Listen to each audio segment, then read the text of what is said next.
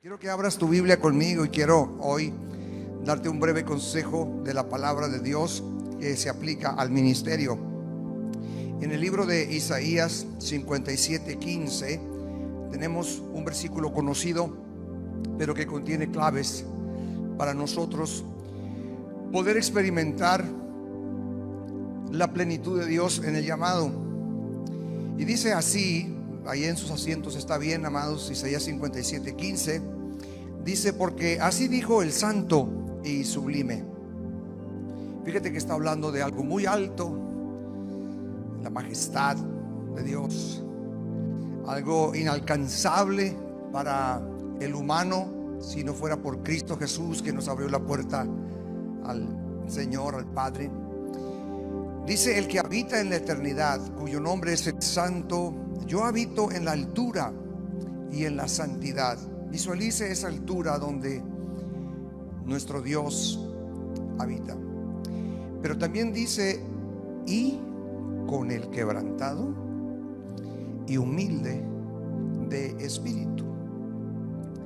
Así como habita en su majestad, Él se complace en compartir con los sencillos, con los que tenemos ese reconocimiento de que Él es el majestuoso, Él es la autoridad en la casa, Él es el que todo lo puede, Él es el que todo lo sabe, y le entregamos el lugar a Él.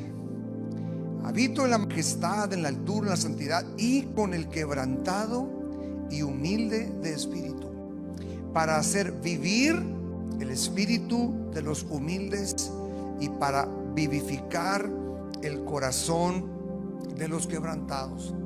Yo le quiero dar 4 puntos importantes para dejar fluir la majestad de Dios en la casa.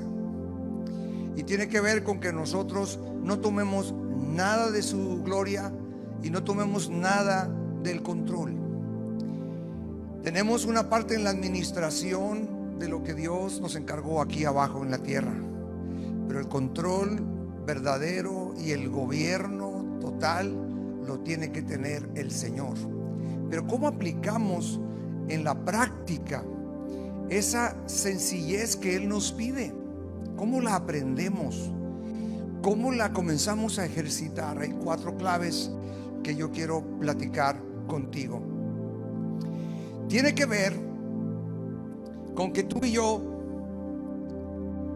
no seamos aferrados a nuestras ideas, que no seamos aferrados a las cosas que aún tenemos derecho en esta vida, pero que en Cristo Jesús hemos cedido ese derecho para que Él tome el perfecto control y no seamos un estorbo que bloquea su movimiento en su casa, sino que seamos un conductor de su mensaje, de su verdad, de sus impulsos, de sus movimientos, de lo que Él quiera ir haciendo en su casa, en tu iglesia local, en tu comunidad, en tu región, en el valle, que hoy podemos decir que es un valle de visión clara, amén, porque hay visión en el valle, en este congreso. Amados, el ministerio cristiano, el pastorado, en muchas cosas es un misterio. Yo a veces me he preguntado si esto es un ministerio o es un misterio. La mayor parte de las veces no entendemos todo lo que Dios está haciendo. De hecho, nos pide caminar en fe cuando ni sabemos por qué lo hacemos, ni qué es lo que está próximo a pasar. Así que por favor, relájese. ¿Usted cree que todos los que nos tocó predicar aquí en el Congreso lo tenemos todo resuelto? Pues no. También hay muchas cosas que no sabemos cómo van a terminar. Sabemos que va a haber victoria, sabemos que el Señor se va a glorificar, pero no sabemos la forma como Dios las va a desarrollar. Pero el reino de Dios tiene este principio: comienza como una pequeña semilla y el Señor la hace crecer, la hace grande, y muchas aves hacen nidos en ella. Dale un fuerte aplauso a Dios. Correcto. Entonces, tú no sabes cómo crece la semilla. Tú no la creaste, Tú no hiciste ni el suelo, ni el sol, ni la humedad. Tú solamente eres el cuidador que vigila que las condiciones estén protegidas y propicias para que se desarrolle. ¿Sabes? Los creyentes ya tienen cada uno de ellos el poder que resucitó a Cristo de los muertos habitando dentro de ellos. Somos habitación de ese Espíritu. Y el Espíritu Santo tiene todo el poder, todos los dones, todos los frutos, todo lo necesario para transformar la generación en que habitan esos creyentes. Pero ¿qué es lo que los detiene? Pues en lo individual, la caparaza carnal, humana que cada uno tiene y que hay que ir enseñando al creyente a declinar su propio yo que controla su vida, sus decisiones, sus impulsos, y permitir que cuando rinde su ser al Señor, Cristo sea visto. A veces el mayor obstáculo para que Cristo sea visto somos nosotros mismos. Jesús dijo: si alguno quiere venir en pos de mí, niéguese a sí mismo, tome su cruz cada día y sígame. También, amados, qué importante es para que Dios pueda tomar su perfecto control, que nosotros solamente confiemos y permanezcamos. Confiemos en Él, que Él sabe lo que está haciendo. Y a veces se trata el ministerio únicamente de aguantar, no de comprender. De que cuando alguien no pasó ese terremoto que sacudió a tu iglesia, esa prueba, ese ataque del enemigo, ese ataque de las tinieblas donde muchos flaquearon, otros se fueron, que cuando regresen después de que fueron débiles y reconozcan su necesidad de Dios de nuevo, te encuentren a ti firme, en paz, ecuánime, tranquilo, amoroso, perdonador y fuerte. Se trata de permanecer, se trata de quedarte ahí. A veces es como un ring de box donde las circunstancias te golpean y tú dices: no me siento tan fuerte, pero alguien va a caer y no voy a ser yo voy a estar en pie. Siento los golpes, pero no me voy a caer a la lona, aquí voy a estar. Y estoy hablando de esa lucha, de las circunstancias que ocurren en esta vida debajo del sol, entre humanos, aún entre la iglesia, contra nosotros, los siervos de Dios, los que estamos al frente, los pastores, los representantes. No estoy hablando que esa lucha se da entre Satanás y el diablo. Por ahí hubo algún dibujo donde estaba Jesús jugando las vencidas al enemigo, y no hay nada más irreal que eso, porque el Señor no está jugando a ver quién gana. Él ya ganó, Él ya venció, nuestro enemigo ya está derrotado, Él ya no tiene autoridad, ni derecho, ni poder, y nosotros somos alumbrados en el entendimiento de nuestros ojos espirituales por el Espíritu Santo para tener revelación de la derrota de las tinieblas y del poder que actúa en nosotros y de la gran herencia, los dones, los derechos que tenemos como hijos de Dios.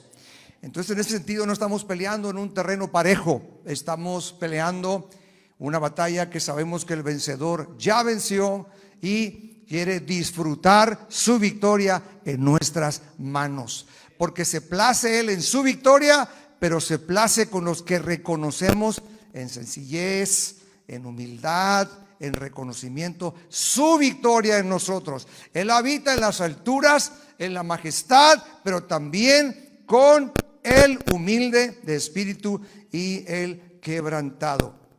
Quiero aplicar en 4 principios la humildad al ministerio. Vaya que en esta sinergia era un tema que ya traía y varios han tocado estos puntos. Creo que Dios está trabajando lo que Él sabe que necesitamos. El ministerio va a ser hecho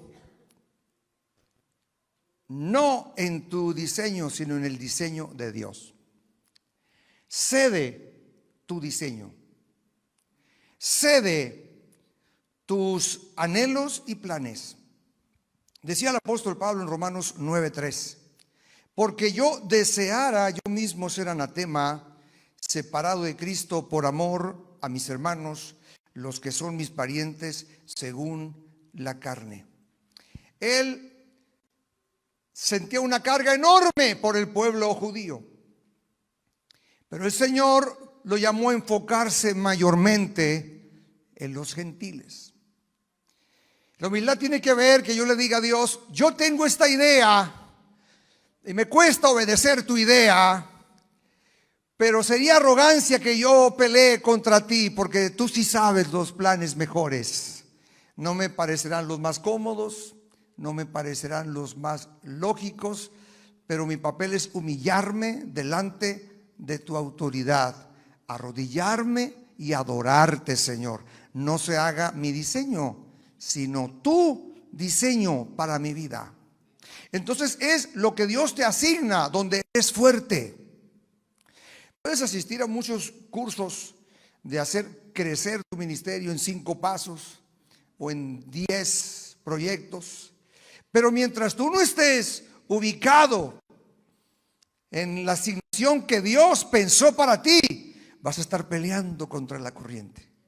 Vas a hacer querer funcionar algo que no va a funcionar, y te vas a extenuar, te vas a cansar, te vas a desgastar, y al último no lo vas a lograr y te vas a frustrar, te vas a sentir derrotado. Si algo va a ser hecho por Dios en nuestras vidas, va a ser en su asignación. Decía después Pablo en Romanos 11:13: porque a vosotros hablo, gentiles, por cuanto yo soy apóstol a los gentiles, honro mi ministerio. El apóstol Pablo aprendió que tenía que ir donde Dios quería, tenía que hacer la asignación que Dios le había dado y tenía que honrar como lo más glorioso lo que Dios le había dicho que él hiciera. Cuestiónate por un momento mentalmente, hermano y consiervo, colega en el ministerio, estamos todos en esta lucha. Pregúntate: ¿estás haciendo la encomienda que Dios te dijo? Yo sé que estamos en un tiempo de muchos ejemplos y modelos, y donde quiera podemos ver por todos los medios ministerios que nos inspiran, pastorados que nos inspiran, y qué bueno tomar lo bueno, lo aplicable, lo que abona al propósito de Dios en tu vida, pero nunca vas a ser una réplica de alguien. Tú fuiste creado único, no te mueras como una copia. Eres único, eres irrepetible. Honra tu ministerio, aplícate a él. No te parezca pequeño, no te parezca insignificante, no te parezca que no estás causando el impacto que otros, porque en el cuerpo de Cristo esto no es competencia, es complemento. Tú y yo no somos competencia, tú y yo somos complemento. Dale otro fuerte aplauso al Señor. Si algo va a ser hecho, va a ser en su diseño. También, si algo va a ser hecho, número 2, aquí también aplicamos humillación delante de Dios. Va a ser en su lugar, en el lugar que Él quiere, no en el lugar donde tú y yo queremos. Tenemos que orar para estar en el pueblo, la ciudad, el país donde Dios quiere que estemos, no en el que nos gusta a nosotros por las fotografías que vemos, y ahí me quisiera ir de misionero. Tiene que llegar el momento en cada uno de nosotros decir: Señor, cedo mi seguridad en tus manos, porque nunca voy a estar más seguro que cuando estoy en tus manos.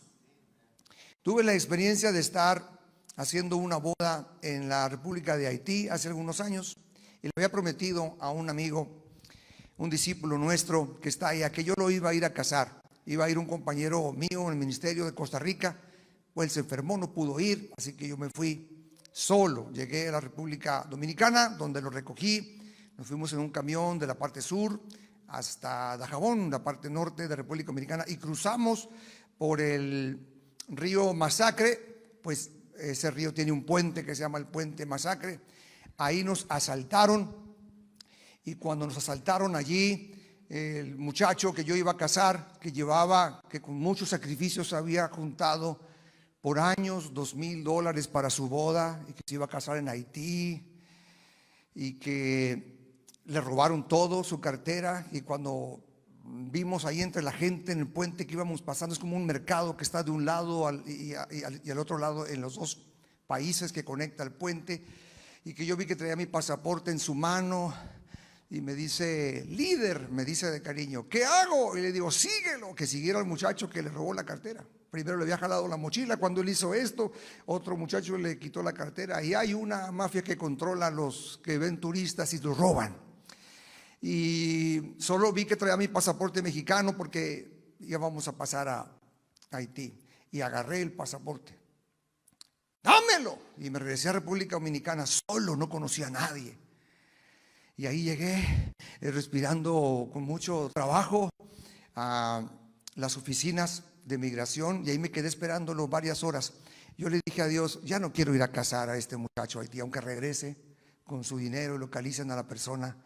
Señor, me da miedo, yo me quiero quedar acá. Y recuerdo que Dios ahí me habló varias cosas, que sería más largo, ¿no?, contar, pero me dijo algo. Oye, ¿en dónde tú crees que estás más seguro? ¿De este lado?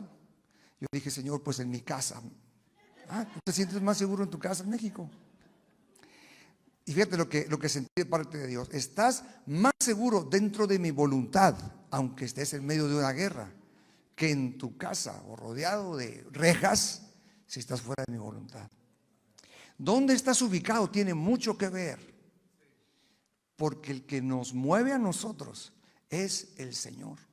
A veces lo que nos cuesta mucho es entregar a los hijos. Recuerdo cuando nuestros hijos nos dijeron, tenemos que seguir lo que Dios nos está diciendo, uno de ellos en otra ciudad en nuestro país, y fue difícil dejarlo ir, ¿no? Pero un día le dijimos al Señor, Señor, nuestros hijos son para ti, llévalos a donde tú quieras. Si algo va a ser hecho por Dios en tu vida, va a ser en su diseño, va a ser en su lugar. Número 3, estamos aplicando de una forma aplicable la humildad ante Jesús nuestro Señor en el ministerio. Número 3, si algo va a ser hecho, va a ser en su forma, no va a ser en mi forma, va a ser en la forma tuya. Jesús dijo unas palabras clave que nos inspiran a todos. Señor, si fuera posible, es tan difícil la cruz, me siento tan solo, mis discípulos se han dormido, sé que no van a aguantar esto y van a huir. Sé que lo más difícil va a ser convertirme en pecado por los pecadores y sentirme separado de ti. Padre, si es posible, pasa de mí esta copa, pero finalmente, Señor, no se haga como yo quiero. Me gusta la palabra como. No se haga como yo quiero, se haga como tú quieres. Dios se agrada, habita con ese quebrantado, con ese humilde de espíritu que le dice sí a Dios y muestra toda su gloria. Va a atravesar la prueba contigo y va a salir con mucho fruto después de la prueba contigo. Porque ninguna prueba en el ministerio que la pasamos con Dios, a la forma de Dios, amoldándonos a Dios, queda sin fruto. Todo trae un grande fruto para el reino de Dios y para nuestra vida. Qué gozo, qué satisfacción serle útiles al Rey de Reyes. Entonces, tú tienes tal vez una forma que lo quieres lograr, una estrategia muy buena, muy recomendable. Yo no estoy en contra de eso, la verdad. Creo que todos aquí estamos a favor de aprender nuevas estrategias, afilar el hacha, escuchar ideas, pero finalmente traerlas en la soledad con el Padre y consagrarlas a Él y decir, Señor, ¿qué de esto es útil y abona a tu propósito? ¿O qué tanto de esto estorba y bloquea tu propósito? No se haga mi voluntad, sino la tuya. Y si algo va a ser hecho también, en cuarto lugar, no va a ser en nuestro tiempo, va a ser en el tiempo de Dios. Y esto a veces es lo que más cuesta, el esperar. Te digo que esto se trata a veces nada más de aguantar, de permanecer.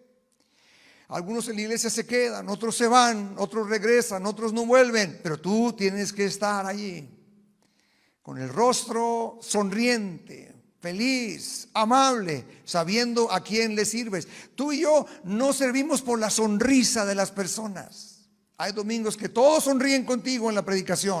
Hay domingos que todos están durmiendo en la predicación. Hay domingos que otros están viendo con coraje en la predicación. Pero Tú no vives por la sonrisa de ellos. Tú tienes que voltear al cielo y ver a aquel que te llamó y que te sonríe desde el cielo. Y si Él está feliz, tú continúa adelante. Las emociones de las personas cambian, tus emociones cambian. A veces disfrutas esto, sí o no, y a veces no lo aguantas. A veces lo entiendes y a veces no lo entiendes. A veces pensamos que conforme más pase el tiempo en el ministerio o más tiempo tengamos de pastores, más le vamos a ir entendiendo a esto. Y a veces es más la porción que no captamos que la que captamos. Pero aprendemos a fluir en Él y confiar y dejarnos llevar por su barco, por su viento en el mar. Va a ser en su tiempo. Juan 7:8 dice: subid vosotros a la fiesta, dijo el Señor. Yo no subo todavía a esa fiesta. Qué palabras tan clave. Porque mi tiempo aún no se ha cumplido. El Señor tenía un tiempo para ir a la fiesta. No era cuando las personas allegadas a Él se le ocurría que era lo más recomendable. Qué bueno por los consejeros, son súper importantes. Pero el pastor es la autoridad y tiene que saber los tiempos de Dios. Moverse cronometrado con el reloj de Dios, sincronizado con el mover de Dios. Y hay cosas que toman mucho tiempo y van a probar tu paciencia. Y la idea no es solamente aguantar y llegar cansado y amargado y frustrado, sino llegar con gozo y con el mismo ánimo hasta el fin sin desmayar. En Gálatas 4:4, ¿cuánto tiempo esperó Israel de verdad para que llegara el Mesías? Generaciones y generaciones, pero cuando vino el cumplimiento del tiempo, el tiempo de Dios siempre tiene cumplimiento. Las cosas que te prometió tienen cumplimiento. Claro, tú puedes propiciar el hecho de que te encuentren preparado, prepárate para ellas, pero hay cosas que no puedes acelerar. Hay cosas que van a suceder en el tiempo perfecto de Dios. Cuando vino el cumplimiento del tiempo, Dios envió a su Hijo, nacido de mujer y nacido bajo la ley. Así que el ministerio en esta luz no es tanto estrés. El estrés está cuando tú y yo queremos controlar nuestra posición en vez de cederle el control al Señor. Usted se relaja cuando tiene un patrón. Dice la Biblia: dulce es el sueño del trabajador, pero al rico no lo dejan descansar sus riquezas. Quiere decir que mi patrón aquí en la tierra puede estar en su cama muy cómoda, una casa mucho más hermosa que la mía, pero a lo mejor está preocupado por el área financiera, por el área de inversiones, por el área contable, por el área legal, por el área de los trabajadores, por el área administrativa, y tal vez no descanse tan a gusto como yo trabajando como un peón. Y lo que nos está diciendo aquí la Escritura no es que no emprendas, porque no aplica en este momento. Lo que quiere decir es de que tú y yo entendamos que para Dios nosotros no tenemos que ser el que está corriendo el show. No somos el patrón de la iglesia. Tú y yo somos siervos de aquel que lo puede controlar todo. El estrés y el cansancio viene cuando el ministerio está cargándose sobre tus hombros. Pero ¿qué nos dice la Biblia? Que un niño nos es nacido, hijo nos es dado, y el principado, el gobierno, la autoridad, la mayor responsabilidad está sobre su hombro, porque lo has estado cargando tú. Es como decir: es que yo puedo. La humildad nos llama a decir: Señor, yo no puedo, pero tú puedes en mí. Entonces, hijo mío, déjame hacerlo en el lugar que yo te diga, en mi diseño, en mi forma y en mi tiempo. Dale un fuerte aplauso a Dios. Amén, amén, amén. Tengo un amigo que él se llama Cornelio. Lo tuvimos en Tecate por muchos años y toda su vida, bueno, él es del estado de Oaxaca, y por muchos años, no toda su vida, pero estuvo viviendo en Tecate. Y el pastor Cornelio ahí vio crecer a sus hijos, y todo su plan era que pudieran venirse a Estados Unidos a vivir y darles, después de unos años de pastorado, una mejor vida en este país de Estados Unidos. Y cuando se llegó el tiempo que él terminó su pastorado allí, dijo: Señor, lo que tú me pediste esos años, aquí estoy en Tecate, Baja California. Ahora sí tengo una propuesta hermosa para que yo y mi familia vivamos en los Estados Unidos. Y Dios le pone en su corazón: regrésate al estado de Oaxaca. Tu papá está grande de edad y va a entregar la iglesia. Yo quiero que tú pastorees esa iglesia. Nos tocó a mí y a mi esposa visitar su iglesia allá. Visiblemente ese sueño no representa lo que tal vez visiblemente pudiéramos ver de Cornelio, de sus hijos y de su esposa acá en Estados Unidos, bajo un contrato de trabajo en una iglesia.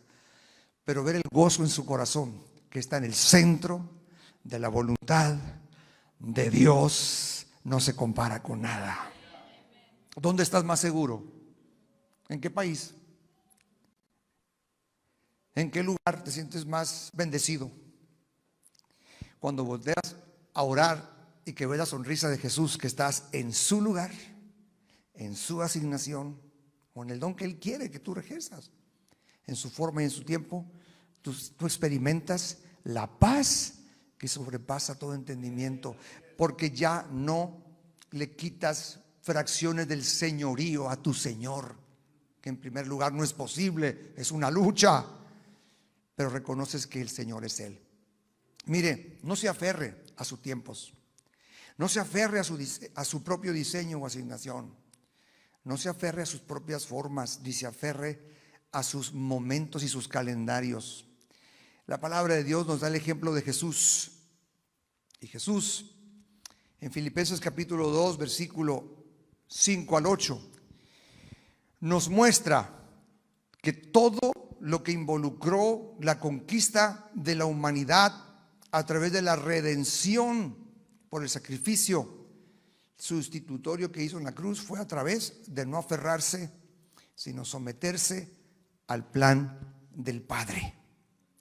Filipenses 2, del 5 al 8 dice: haya pues en ustedes este sentir que hubo también en Cristo Jesús, o esta decisión, este pensamiento, el cual, siendo en forma de Dios, no estimó el ser igual a Dios como cosa a que aferrarse, sino que se despojó a sí mismo, tomando forma de siervo, hecho semejante a los hombres. Dios, qué evangelio tan hermoso. Estando en la condición de hombre, se humilló a sí mismo, haciéndose obediente hasta el punto de la muerte, y no cualquier muerte, sino la muerte de cruz.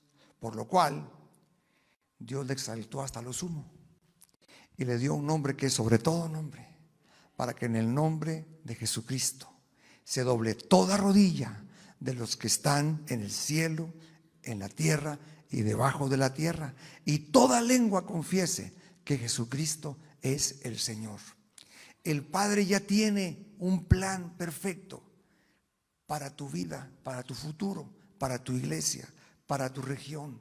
Venir delante de Él y adorar al que está en la majestad, en humildad de rendición de nuestra voluntad, es atraer esa majestad a mi cuarto humilde de oración.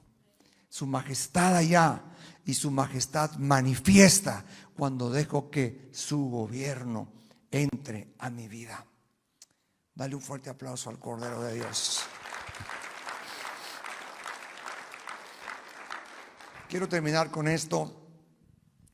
Hay personas que marcan tu vida, y una de ellas que si algún día te hacen un test como el que me hicieron a mí por ahí unos amigos, ¿qué personas han sido las que más han influenciado tu vida? Puedo contar 5, muchas más, pero las que más, tal vez 5, entre ellas mi mamá, que comentaba anoche, y una de ellas es el pastor Melvin Flake, un pastor afroamericano que vive allá pegado a la frontera, ¿no?, a donde yo vivo. El pastor Melvin es un pastor muy esforzado que construyó una iglesia en medio de una etnia indígena aquí en California, y él tenía el corazón de evangelizar a la juventud allí, y Dios le movió el corazón.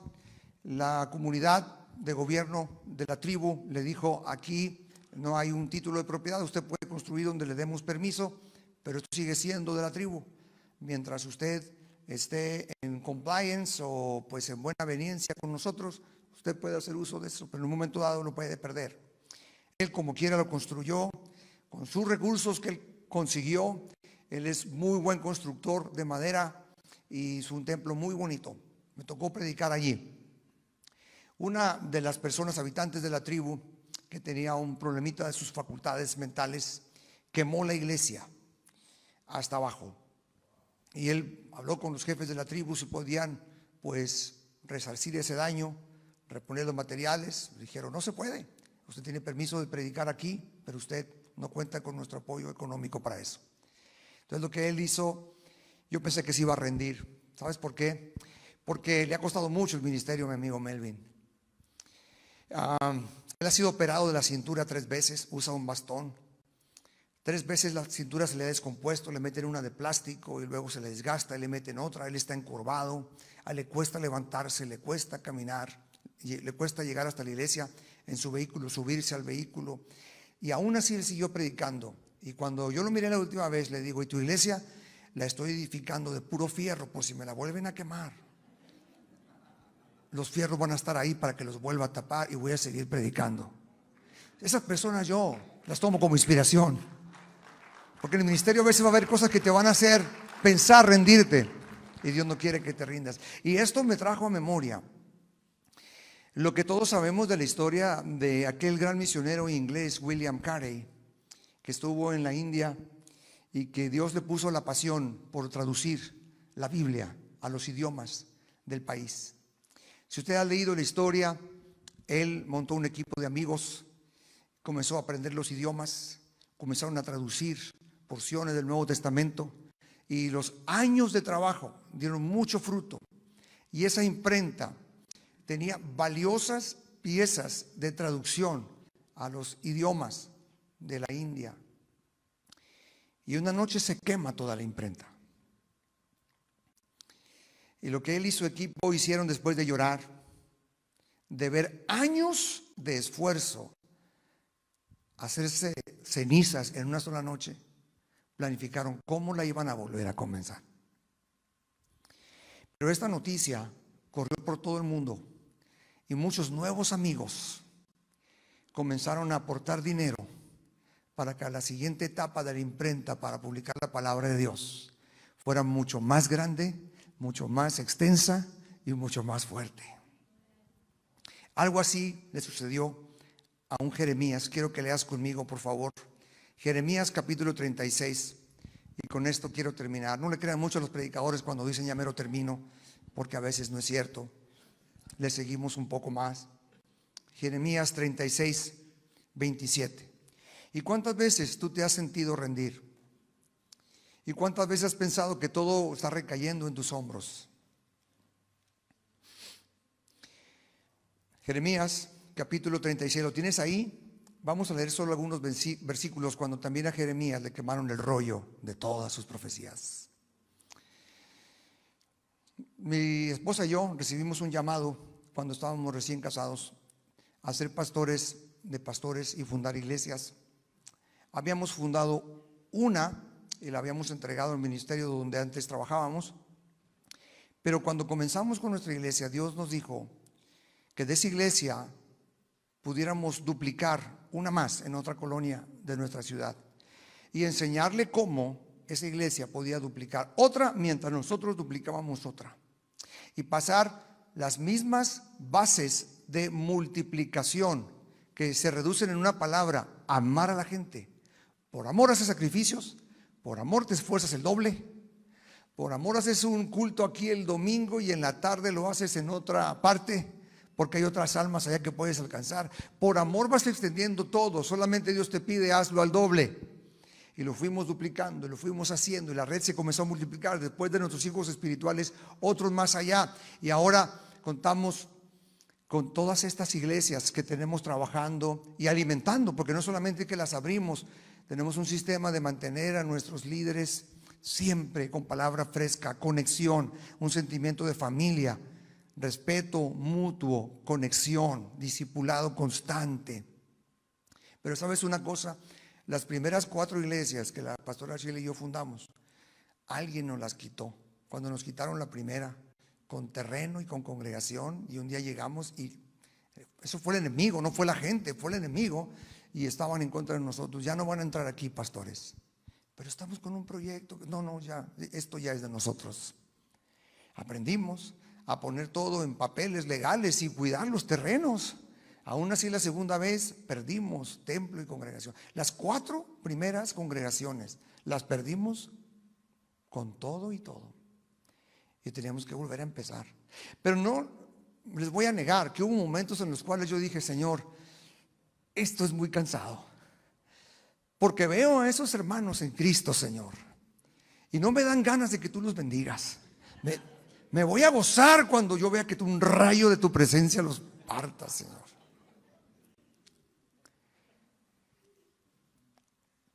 ¿Por qué no lo hicieron? ¿Por qué estoy batallando yo con mi esposa y con mis hijos? ¿Por qué otra vez comenzar desde cero?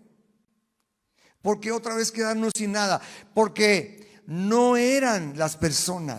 Nuestra lucha no es contra sangre y carne, es contra principados y potestades y los gobernadores de las tinieblas. No la agarres contra la gente, pastor, porque no es la gente la que te ha hecho las cosas. Agárrala contra el enemigo y peléate contra él y gánale cada batalla, porque el poder que está en ti es mayor que el que está en el mundo. Perdona a la gente, Dios te va a restaurar lo perdido. Él lo puede hacer y Él lo prometió hacer. Primer consejo de pastor a pastor, de amigo a amigo: no la agarres contra la gente, porque no son ellos, ha sido el enemigo. Y no te creas que es por ti, porque tampoco fue por ti, fue por lo que Dios puso en ti. Lo grande no somos tú y yo, lo grande es lo que tenemos dentro de nosotros, que es el llamado, la unción que la gente necesita en este tiempo, que la repartamos y los bendigamos. Después de que aprendimos a perdonar, que un profeta nos visitó en nuestra casa y nos dijo: mientras no perdonen y no entreguen todo lo que les quitaron, no van a avanzar de aquí, no van a crecer, no van a crecer. ¿Sabes? Me enojé con ese profeta, Dios mandó otro, me enojé más con el otro me llamó a la siguiente semana: oye, ya fuiste a pedir perdón. ¿A quién? Si el otro me tiene que pedir perdón a mí. No, Dios dice que tú vayas y pidas perdón. Y fue un proceso de aprender a perdonar, porque mi carne no quería, nunca lo quería. Pero en el momento que fui llegó otro profeta, una mujer de aquí de California a nuestra iglesia, y no sabía nada del asunto, estaba predicando en nuestra iglesia, y me dio una palabra y dice Dios que por haber hecho lo que hiciste, todo lo que te quitaron Dios te lo regresa, y todo lo que tú pediste Dios te lo da. Y sabes, a partir de ahí parecía que se hubiera abierto el zipper de un saco lleno de bendiciones y cayera de repente. Entonces no fue la gente, fue el enemigo. Y no fue por ti, no te hagas el grande, porque no somos grandes. Fue por lo que Dios puso en ti, dale la gloria y la honra. Y dice ahí Jeremías capítulo 36 y versículo 27. Lea conmigo el 27, por favor. Vino palabra de Jehová a Jeremías después que el rey quemó el rollo. Las palabras que Baruch, el escribano de Jeremías, había escrito de boca de Jeremías, diciendo, la voz de Dios: vuelve a tomar otro rollo y escribe en él todas las palabras primeras que estaban en el primer rollo que quemó Joacim, rey de Judá. Que las palabras de Jeremías no las querían oír. El infierno estaba en contra de este profeta de Dios. El infierno no quería que la maldición fuera quitada de Israel, sino destruir al pueblo de Dios. Y él hablaba el salvamento, él hablaba la calle de salida que Dios estaba mostrando para preservar a su pueblo en el futuro. Y el rey no le gustó lo que decía en el rollo. Hay un infierno que no le gusta lo que está en tu corazón, no le gustan tus bosquejos, no le gustan tus predicaciones, no le gusta que estés aquí ni que estés allá. Hubo un tiempo que yo llegaba a mi iglesia y me decían algunos hermanos: pastor, váyase a pastorear a las naciones, déjenos trabajar aquí, nos encarga la cosa y cuando vuelve nos estorba, me dijo una vez una líder. Dios santo, me sentí ofendido, pero dije, comencé a pensar, ¿no será esto? Y cuando comencé a viajar más, los hermanos ya me decían: pastor, vaya, cuide su iglesia, aquí lo estamos haciendo bien. Dije, pues es el diablo, no me quiere ni aquí, no me quiere ni acá. Pues voy a estar donde Dios me diga. Cuando tenga que salir, salgo, y cuando me tenga que quedar, me quedo. Y si mi presencia molesta, no es por mí, es por la presencia de Dios, que a veces incomoda las tinieblas, pero al final va a traer gozo a los que desean libertad, desean cambio de vida, conociendo a Jesús. Y Dios te dice en esta hora: toma otro rollo. Te quemaron tu rollo. Toma otro rollo y escribe en él todas las primeras palabras que estaban en el primer rollo. Porque lo que pueden quemar es el rollo físico, pero la palabra de Dios no la pueden quemar. Esa está quemando adentro de ti para que la vuelvas a sacar. Porque la escondiste, porque el fuego de la prueba te desanimó. Escucha palabra de Dios. Qué hermoso este momento. Jeremías estaba acostumbrado que él se paraba ante el pueblo y Dios le daba palabra para el pueblo de Dios y para los reyes. Pero en ese momento le dice: Jeremías, la palabra es para ti. ¿Para mí? Sí. Toma otro rollo. Señor, están quemando mis rollos. Toma otro rollo. No te admito que te canses. Restáurate. ¿Y sabes qué fue lo lindo? Que la siguiente etapa que vino para Jeremías tuvo mayor amplitud en su llamado. Y lo que viene para ti después de que tomas otro rollo y vuelves a escribir y a funcionar en lo que Dios te asignó, tu etapa que viene va a ser mayor. Y te lo digo en Jeremías 36, 32 dice: y tomó Jeremías, lee conmigo el verso 32, y tomó Jeremías otro rollo y lo dio a Baruc, hijo de Nerías, escriba, y escribió en él de boca de Jeremías todas las palabras del libro que quemó en el fuego Joacim, rey de Judá, y aún fueron añadidas sobre ellas muchas otras palabras semejantes. Dios no solo te restaura, Dios te multiplica. Ponte de pie, por favor, ponte de pie.